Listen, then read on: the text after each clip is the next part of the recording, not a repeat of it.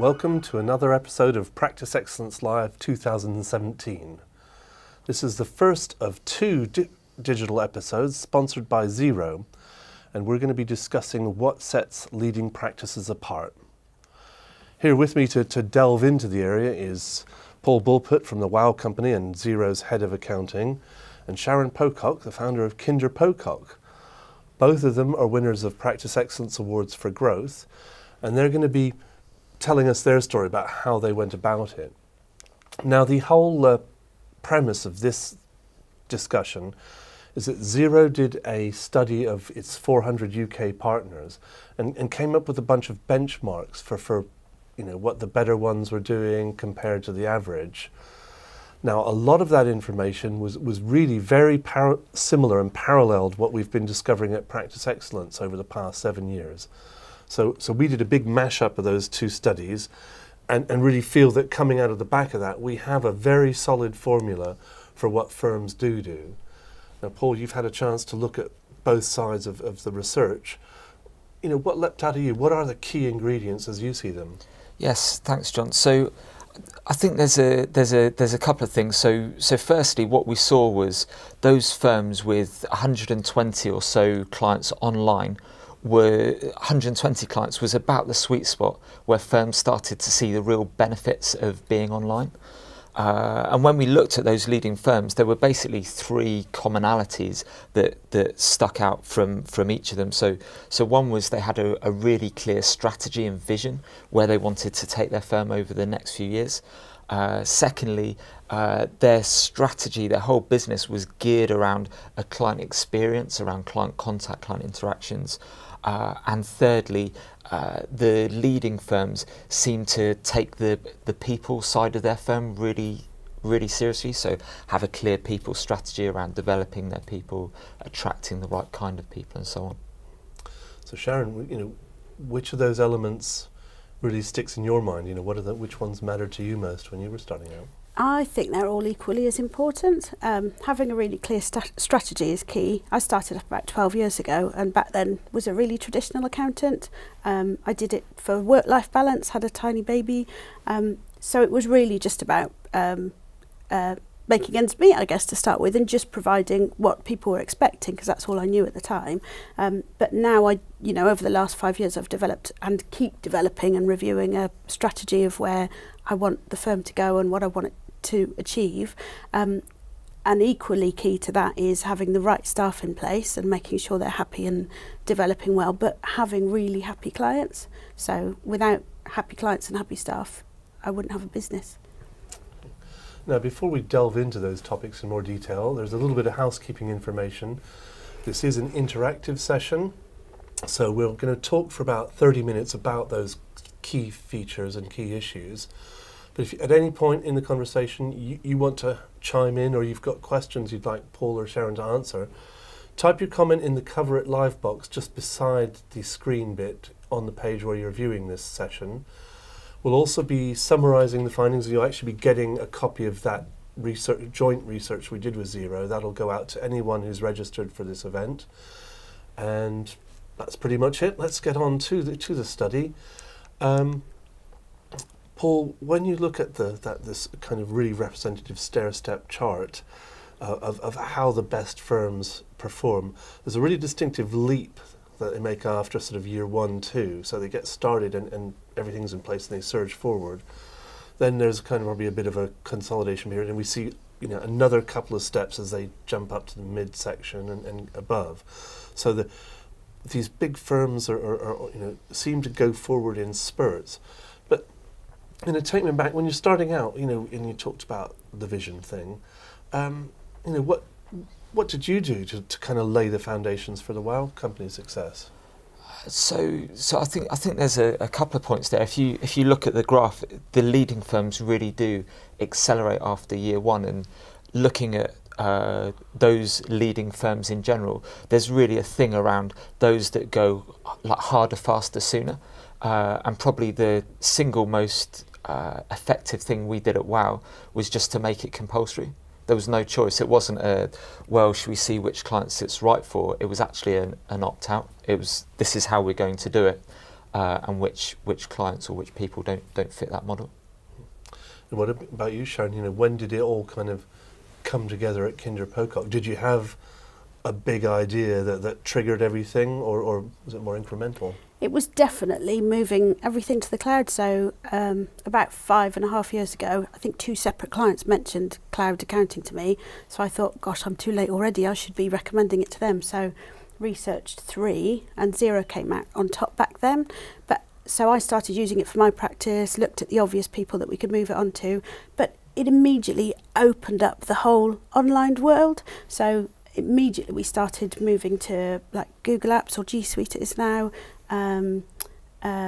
Practice Manager, Practice Ignition, all those things, and it just changed everything. So in those first couple of years, I think we did have that big jump of growth, probably what enabled us to win the award.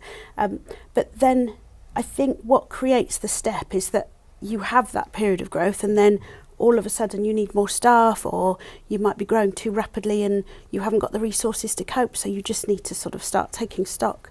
And we've done that a couple of times, so it does make sense.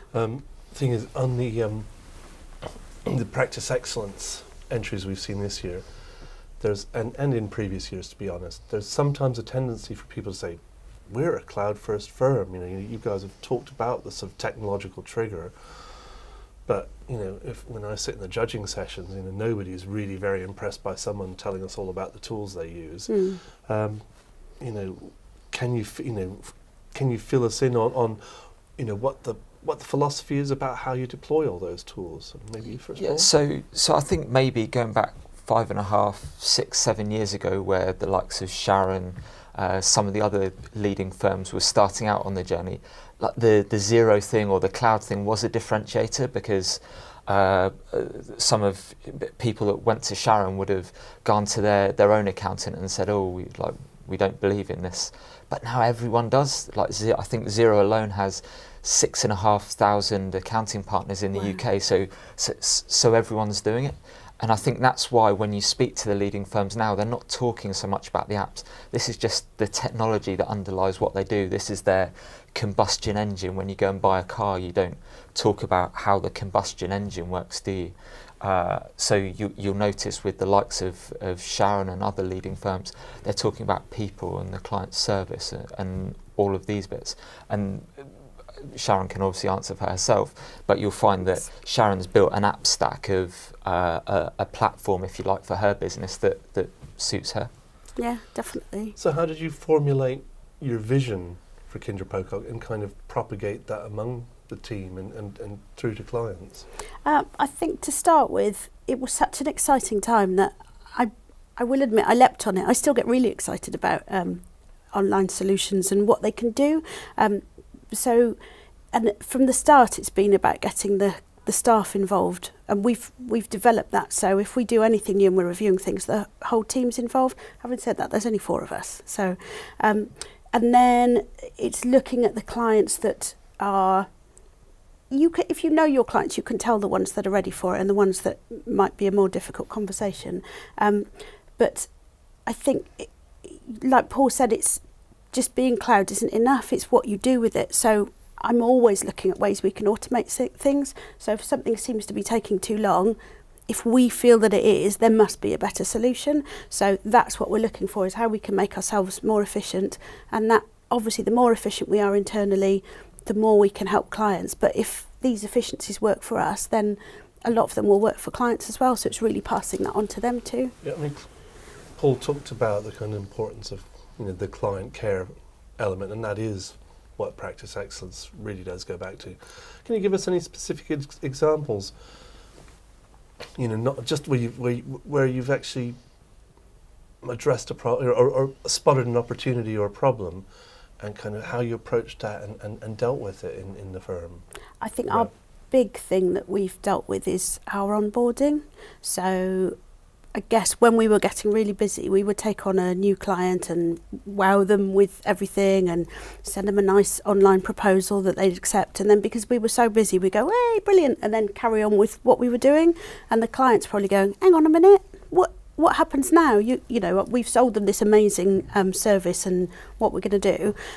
So we realised that there were issues and perhaps we weren't giving clients the care and attention they should get. So we've turned the whole thing on its head. Again, got the whole team in, brainstormed it, flip charts and all sorts, and automated a lot of the process, but put lots of different steps in. So we've got loads of different touch points from the very beginning with clients, even before they've joined.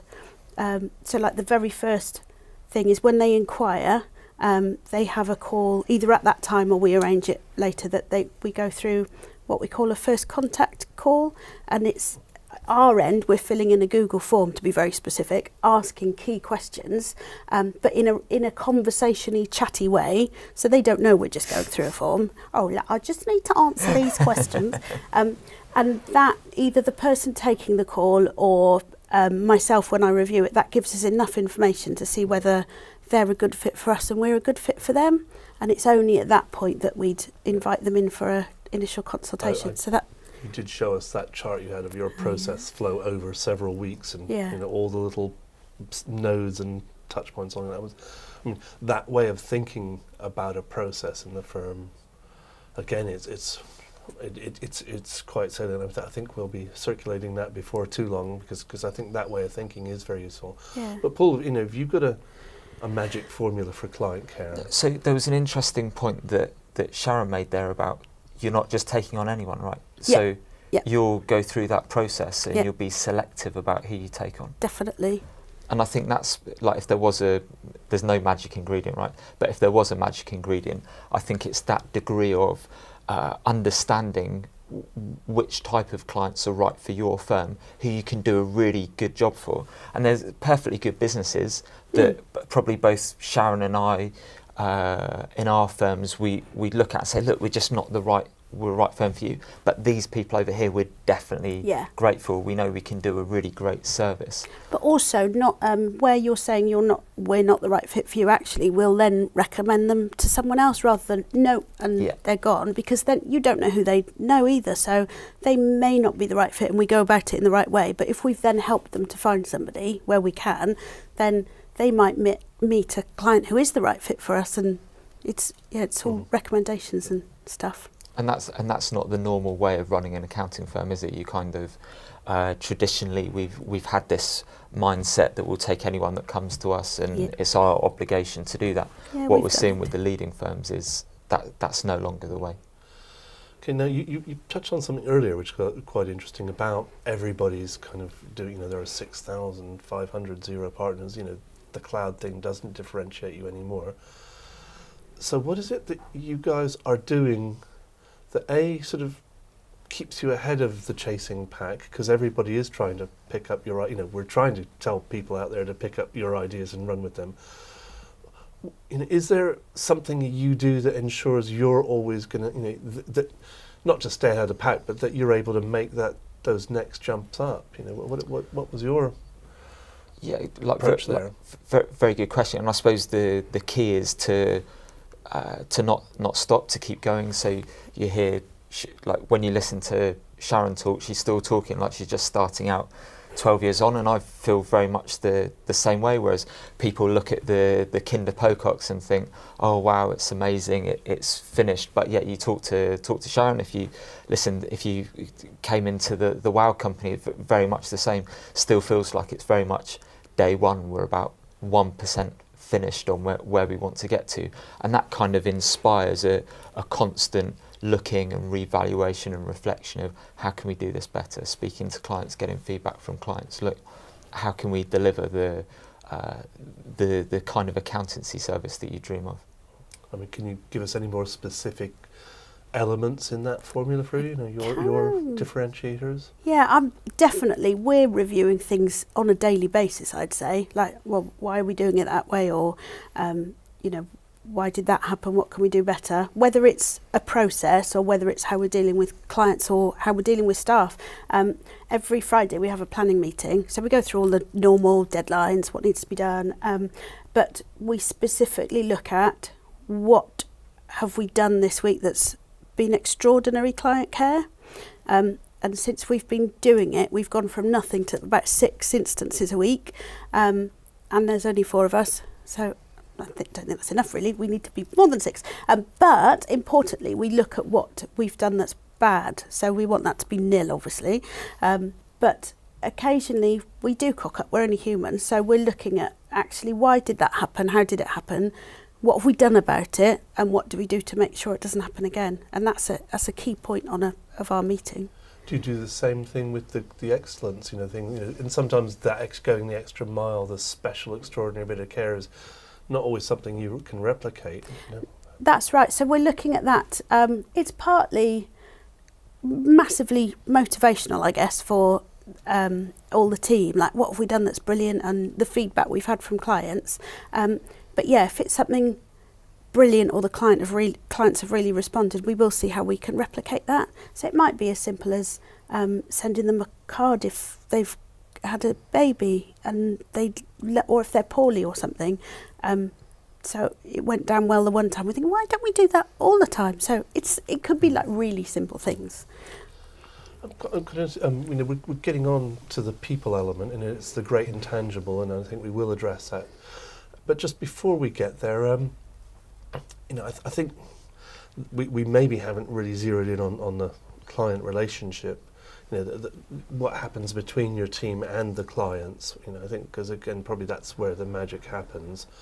I'd like to know, how first do you build up that relationship? What have you done specifically to make your team be proactive, to help make them look for the opportunities they can spot? Is that something you have consciously tried to inculcate? Yeah, and it's interesting that you mentioned the people bit, because yes, and part of it's having the right people in the first place, people that enjoy like the client interaction, but also just building it into the processes. So you heard Sharon talk about her onboarding process with the initial contact call, for example. So there's loads of opportunities to build it into the process. From the research, we saw a striking correlation between those firms that have the highest amount of client contact per staff member per day and their rate of growth. So the fastest growing firms had on average 5.8 client interactions per staff member per day. Now, if you said that to Sharon, Sharon would say let's say 6, but only 6 client interactions per day. But then other firms who are trying to get to where Sharon is now would say, how on earth do you have 6 client interactions per staff member per day? But if you get under the bonnet of it, whether it's a Kinder Pocock or one of the other practice excellence firms, you'll see, I guarantee, that within their processes, it's just built in. It's just the way that they do business. It might answer some, but Sharon, I'd be interested in your responses. MJ, want to know how do you keep the personal connection when you've got so much automated? Yeah, that's a really good question, actually. I was just thinking when Paul was saying that it's simple things like we try not to email, we pick the phone up instead. So even though we're online, most of our clients are still in our locality. So it is really easy to just fire off emails. I've got a client that says fire and forget. That's what people do with emails now, fire and forget. Just send them all out and then forget. So we're always saying, could we call them instead? So things like that, having face-to-face meetings instead of emails.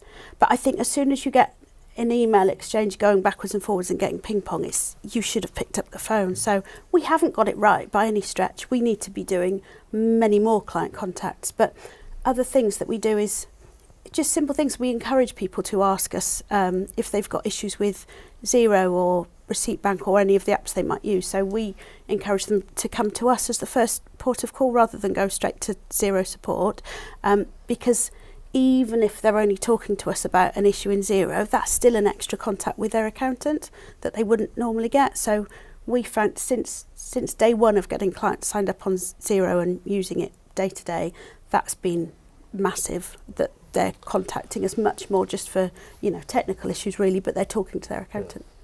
Okay, the one thing that emerged from our side of the research is the important that it is all about the client contact and FaceTime, but it's doing it in a sort of structured and managed way. I mean, both with referrals and kind of maintaining client satisfaction. The firms that seem to have some kind of automated system in place to ensure that happens, or to maybe like you say, you collect the data, personal data, like in your initial phone calls. You're already building up a profile. Further down the lines, really clever firms are using the same kind of technique to capture the tax data. So you're not just waiting for the box in January. You're sort of either sending them a checklist or calling them and chasing them, but being sort of monitored and checked and alerted if that sequence breaks down. So that's sort of an internal CRM kind of function. And the same firms are the ones who are telling us, we do loads of digital marketing, but this is the percentage are coming from our Twitter followers or our Facebook group or our face-to-face networking. So the tech can be it's not the be-all and end-all, but it gives you a bit of a kick or a boost to do the sort of face-to-face things. Yeah. And it can provide opportunities for the client contact to flag things up, to say, oh, look, you need to speak to your client about this. Yeah. Also, part of the automation is at one point it will say, at many points, phone the client or arrange this meeting or do that. But you might also be automating tasks that then frees up the time to have more headspace and more time, frankly, to spend with clients. You've got to look at why you're automating it, really. What's the objective? So, I mean, we try and automate as much as possible, but there's got to be an objective, otherwise you might be creating work. I think we've had that instance where we think this is a good process, so then we're starting to use it and then reviewing it all the time and going, hang on a minute, that takes longer. So then reviewing it. So it is really easy to use all these different solutions, and it in some cases, small cases, I guess, it could make create more time or more work. You have to be careful and look at what the objective is, which is generally to save time and be more efficient. Okay, it's saving time, efficiencies, processes.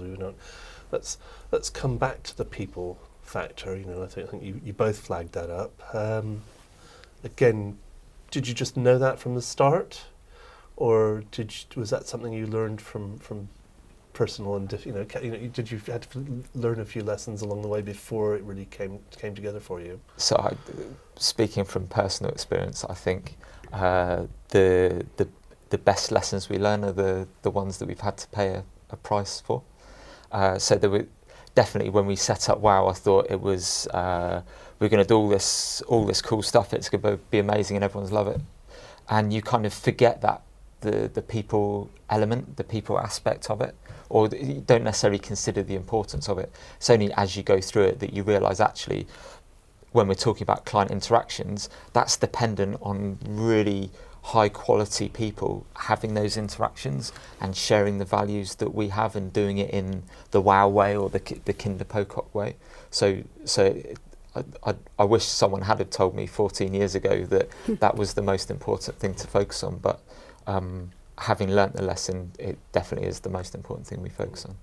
I mean, Sharon, some of the questions, I won't go into the detail now, we'll get onto them in about 5 minutes or so, but the mood is quite, there's some traditional practitioners here saying, you can't turn clients away, how will we grow if we do that? But you said you did go through this, you were quite traditional, and now you're sort of much, a little bit more of a pioneer or pathfinder. Did you have to, were there people who were kind of good old technical accountants who wanted to, work on the tax programs or the spreadsheets and, clients are, seen and not heard? Did you have to sort of confront and deal with that kind of people element in your team? Yeah, quite early on actually, because. And how did you deal with it? Yeah, I think when we first made the move, I was hugely enthusiastic, and I did have a team member who was very traditional and was quite resistant, and we had a few conversations, and this sounds lovely now, we did just part ways. So, but I think actually going forward, and I've learnt the hard way as well, it's how you go about recruiting in the first instance. So I do believe that if someone's got the attitude and they're really enthusiastic, then you, in certain ways, you can teach them the skills and the ability. But if someone's got the ability and not the attitude, like they might be a brilliant accountant but they don't get at all what you're trying to achieve, then they're not the right one. But actually it's working that out when you start recruiting. So we've overhauled our whole recruitment process, and the interview questions are really about character and how would you deal with this situation and that situation.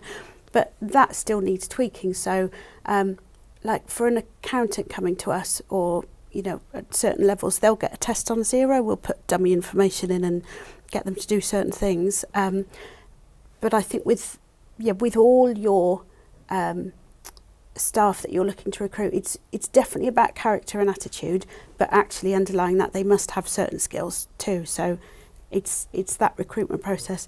But part of that is our newest recruit had been following us for a while, so she just really wanted to work for us before we'd put a job out there. So I guess that's marketing as well, and isn't it? It's not just how you're putting yourselves out there to your potential clients, it's to potential staff as well. Okay, interesting. Paul, what about you? Anything to add to that? That idea of any other tips to underpin or strengthen the client relationship? Any ideas you've seen there? So in terms of the client relationship, it just all comes back to the individuals. There's maybe a vision piece there, or strategy piece there, to be really clear that the object of our business, our purpose, our why, if you like, is to help clients in some way, shape or form, and everyone will articulate that slightly differently. So I think if you lay that out as a thing at the start, but you listen to Sharon having weekly meetings as to what's gone well, what's not gone so well with clients, just that almost obsessiveness is a big deal. But you need the people that get into that, and you listen to Sharon talk about interviewing for character. So one thing we do at WOW is we've got really clear set of values, and what we're looking to do is to map people to those values, people that share the same values. Because we know from experience that when people come in with those values, whatever gets thrown at them, they'll be able to deal with and do in a WOW way. Okay, they are coming in through fast and furious, the questions, so we'll move on to them from the floor shortly.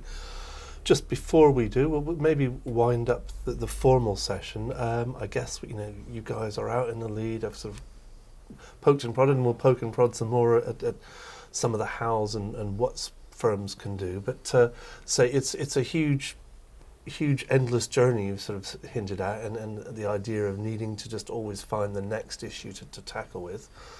But for those slightly more skeptical or people just wanting some help in the chat, what's the first step you think someone should take if they really do want to sort of commit to a new direction or just make one thing better?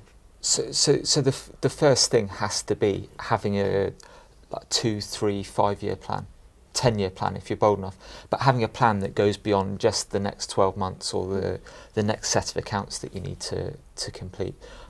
Getting your whole team on board and really working through that. It's not easy. It's definitely not a quick win, but I've not seen any firms or any businesses, frankly, make huge leaps without a clear strategy. And Sharon, what first step would you say? I'd agree with Paul completely, but in order to do that, I would say the first step is to try and free some time up. I've started trying to work at home on a Monday so that I've got the headspace to look at planning and strategy and marketing and stuff. And I know that if I don't protect that and it gets booked up, I start to feel like things are unravelling slightly, just because I'm not a control freak, I promise, but just because you need that time working on the business instead of in it. It's what we tell clients all the time. So it's key to put that time, block it out in the diary. You're not going to be able to do any of this strategy stuff and looking at 1, 3, 5, 10 years or what the next steps are if you haven't given yourself the headspace. So I'd say that's key, is first of all free up time regularly as well. It's got to be on a weekly basis, I think, and then put the planning and strategy in place. Just one more point on that, if I may. So, Sharon and I have known each other for 4 or 5 years, and there's a load of us that have all sort of like collaborated or regularly share ideas, and we've learnt so much from each other, I'd say. And I think I saw quite a lot of you sort of drinking together and hanging out at XeroCon, if I wasn't mistaken. But that's a great thing, and actually that community is, certainly from my perspective, has like massively helped me kind of give you the support network as much as anything else. But what you find is so many people are trying to combat the same problems, and we've been so lucky with a load of really generous people sharing their time, sharing their ideas, that anyone that's maybe curious or trying to figure out where do I start, just be to like reach out to another firm on the journey and have a chat. Okay, well, good points, both of you, and then we got I think there are a lot of questions coming through, so I'll probably try and go through for about 15 minutes. I was probably a little remiss earlier that one of our questioners here was sort of wanted a bit of context, and it was Peter who wanted to know a little bit more context about your firms, how many staff you have, and any distinctive characteristics. I'd made the mistake. Everybody knows, the WOW company, Kinderpoke, but maybe you start, Sharon. There's only 4 of us, and we've got over 150 business clients. So we're not massive, and so everything is online now. We've got no server. What else can I say? So we do all the compliance stuff, but working more towards advisory, which is all about freeing the time up and getting the compliance stuff to be more efficient and take less time. What else can I say? Do you have any specific client? Do you have that ideal client in the particular niches you operate in? This is based on clients that we love working with. So security clients. We're in Herefordshire, so we get a lot of am I allowed to say that on TV? Yes. Some military types. Some military types, yes. Yeah. But they're fascinating, and they're so enthusiastic, and it's the support that we can give them, and it's an interesting businesses that go into technology clients, creative and design clients, and we've got quite a lot of professional services as well. So with those they've developed as our core clients. So if we have someone from a sector that we really don't work with, then we would politely find another accountant for them. And Paul, what about WOW? What are your main characteristics? Yeah, so WOW company started in 2004, and a bit like Sharon, it was really when we found sort of like online accounting that it transformed our business. So we've got around about 40 staff now, clients all over the UK, and I suppose the main commonality with our clients is it's people that believe what we believe. It's a common way of working, like share values, share beliefs, which is great because there's none of our clients who our team wouldn't want to pick up the phone to. That's key. I imagine in lots of firms there's, oh no, it's so-and-so on the phone, oh, do I have to take it, or do I have to do the meeting? Whereas we've got a couple of months ago ran a drinks event for our clients, and it was just the nicest thing. You were just amongst friends, and that makes it a lot easier. In terms of niches, we do a lot with digital marketing agencies, do a lot with architects, but fundamentally it's just people like us that are trying to build good, solid businesses, look after their people and provide for their families. Mm-hmm. Yeah, I mean, to tell the truth, that we did one of the earlier questioners really was frightened, or the idea of turning clients away. I wanted to come back to that. Can I? I've got one in my head actually. Somebody contacted us and said that she was ringing around all the accountants, and she'd got somebody doing her company accounts and tax returns for £150. So, and she didn't want to move on to Xero. So those 3 factors alone are really sorry, we're not the right fit for you. It's not you, it's us. It's things like that. Or now that I know we work better with clients on Xero because we've built all our processes around, we use Xero work papers and all that stuff, then if someone comes to us with a box of stuff, it just doesn't work. We'll probably take longer than someone who is used to Who doing. is geared up for that? Yeah, so it's that, and if they're happy to shift to Xero, then that's fine. We'll take them on. But so there's real specifics. We're not going to turn anyone away, and I never did used to turn anyone away. But actually, you find then that you might be working with clients who, you might be making losses on, or they might be people like Paul said that you dread them ringing or something. If you put different factors together, then there's viable reasons why we wouldn't act for somebody. There's not many we wouldn't act for, but then we would try and recommend them to someone rather than just turn them away. So I think I'd be more frightened if someone said to me, "You have to take everyone that comes your way." I think that's way more scary. SS had a question. I'll include you in this as well, but I think they were particularly keen if you had any recommendations for practice software to handle that onboarding process you were talking about. We've got a whole, we use Xero Practice Manager, but we're looking at different things. I'm looking at a CRM at the moment that's got loads of email automations, but at any point it will stop. Like if client does this, it will stop, so it won't keep sending things out. Which one is that? Active Campaign. Okay, that's a new one, yeah. Yeah, so that's it's all online. It's really clever. So just starting to trial it, but it does look really clever. But with the onboarding, it's got steps that you can move through as well. So I'm just playing with it at the moment. But our onboarding, it's using lots of tools: Practice Ignition, Google Forms. We use Slack a lot, so a notification when someone's completed a form or when we get a proposal accepted.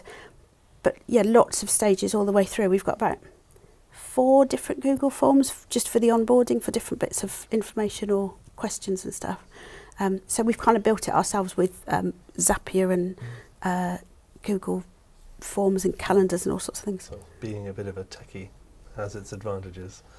Yeah. Paul, do you have any recommendations in the practice software in the practice management field? Yeah, so I think the point is, I don't know if Sharon would, but I certainly wouldn't class myself as a techie. No, actually. But it's just finding tools that fit our purpose, if you like. So at WOW we use Xero Practice Manager, but similarly we use Google Forms and just have that onboarding methodology.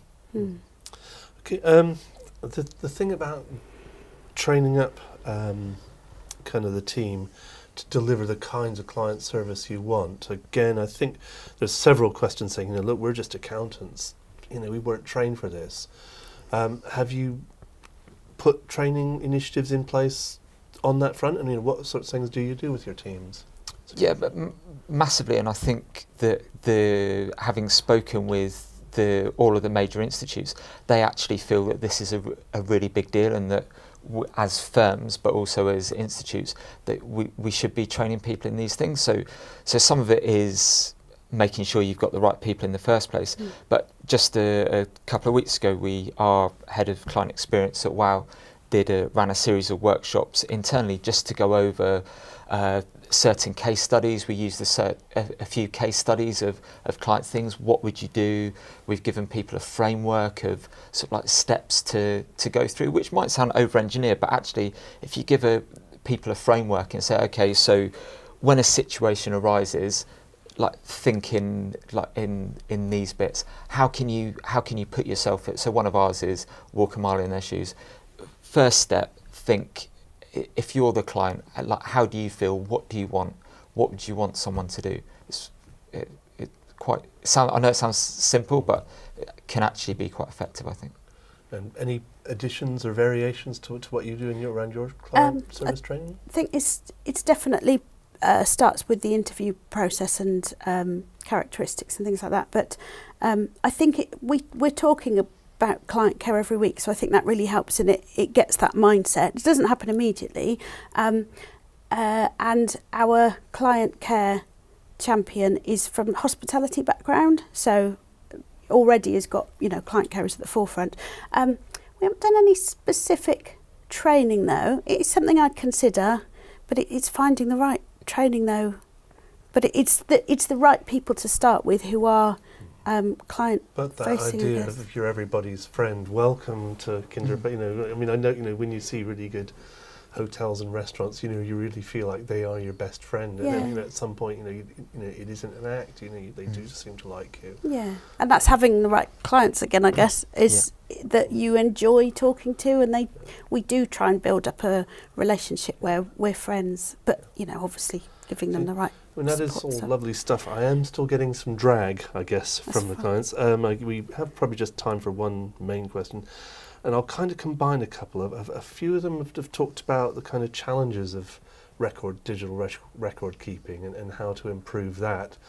I can't think why people are so concerned about this issue, but one of the people in particular, Anne it was, who's worried about the box of receipt clients. Now, there's still a lot of them out there, and even though MTD has receded just a little bit, or except for the VAT deadline in April 2019, but if you've got a practice, it has some people who are still at that stage.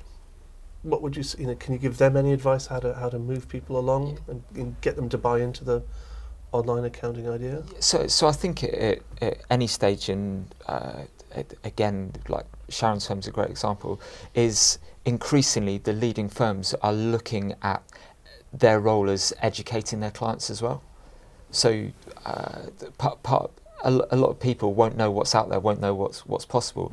So in answer to the question there, I probably suggest just having a conversation with the client, understanding what it is they want, and actually you can make their life a load easier. They're probably just operating in this way because that's the only way they've ever known, and actually I believe that we have a responsibility to educate, inform, and really advise our clients on how their life could be so much better. And ultimately, those clients with a bag of receipts probably spending way too much time doing work at the weekends. Imagine if Anne, who asked that question, could go to that particular business owner and save them that Sunday afternoon, give them back the Sunday afternoon to spend with their families or whatever it is they want to do. Now, Sharon, it sounds like you've had a little bit more experience actually moving people along that chain. How have you done that? I think it's definitely, I'm not a salesperson, but it's selling the benefits to them. But you can only do that by understanding what their problems are to start with. It's mainly time again. So if you can, maybe all they've got to show them actually that all they've got to do is take a picture of a receipt on an app rather than keep all this information and fill in a spreadsheet or handwrite in a book or something, then that immediately frees time up. And so I've had some difficult conversations with clients. So either you move to us, this real conversations, either you move across to Xero now, we've been talking about it for a long time, or our fees are going to go up, or we can recommend you to someone else. A particular client said, I love working with you, Sharon, but if our fees are going to go up, we're going to have to find someone else. But my son is about to take over the business, and he's really techie. He's always got his tablet. So we have got them on Xero and Receipt Bank, and now they're registered for VAT as well. And go, how are you going to manage that? Well, it's just going to happen. So, I say it's just going to happen. Obviously, there's stuff to put in place. A lot of wheels in the background whirring away. So having those conversations actually makes you aware of things that you wouldn't be otherwise. So, I didn't know his son was going to be taking over the business. So that's something I now know about the client I can help them with. But equally, he is really open and, we've done it now, to move across to online stuff. So until you have the conversation, you don't know how it's going to turn out sometimes. Yeah, interesting. Well, we're pretty much coming to the end of this episode of practice excellence and the digital track. There will be many years to come, I think. But I alluded to some of those lurking challenges in the undergrowth. Just before we go, what are you going to be concentrating on, kind of, in the next few months? The next step you're planning to take. So for me personally at the WOW company, it's all about we're looking at our plans for 2018, but also kind of like rebuilding our strategy out to like 2020. What people are we going to need? What services do we need to start developing now to be able to offer over the next 2 to 3 years? And what's the immediate future hold for Kendra Pocock and its team? Same. I wanted to get my CRM system sorted, and definitely more focus on clients and staff. I'd say we haven't got the answers. What I mean is we're still working on it all. I know we're sat here and helping and giving our way of doing things, but in no way are we here and we found our. We've got it all right. It's a constant learning curve. We've just been at it a little bit longer, perhaps. Yeah, but there's still things to learn. We can keep doing better, I think. I mean, the one thing, and again, that practice excellence is all about as well, is just sharing ideas and experiences, having those, maybe we should have had some cocktails and go on a little bit longer. Maybe the ideas really flow then. But just, as long as people can pick up, that somebody was very keen to check on the accountancy, they wanted to make sure they kind of like the sound of your onboarding tool, the active campaign, or that was the email tool. Just sharing little episodes and incidents and ideas, if people just pick up one idea from what you've said today and play with it, experiment with it and do something, that's a step, and it might not quite be right for them. Might cause, you were saying, sometimes automation can create more work than you expected for the results. They might find that, but you don't know unless you try. So I think you both are really inspiring and did dish up lots of really good ideas. So on behalf of all the viewers and AccountingWEB members, thank you so much for your time, and we really appreciate it. Thank you, John. Thank you. So that's it. As I hope you have picked up something about this. The report will be winging its way to you shortly, and if you have any feedback and want to let us know or suggest ideas for next year, please keep in touch, and we'll hope to see the other practice excellence things. We've got Will Farnell and Paul going to be appearing to talk a little bit more about future trends and issues. So do keep coming back, and thanks for viewing.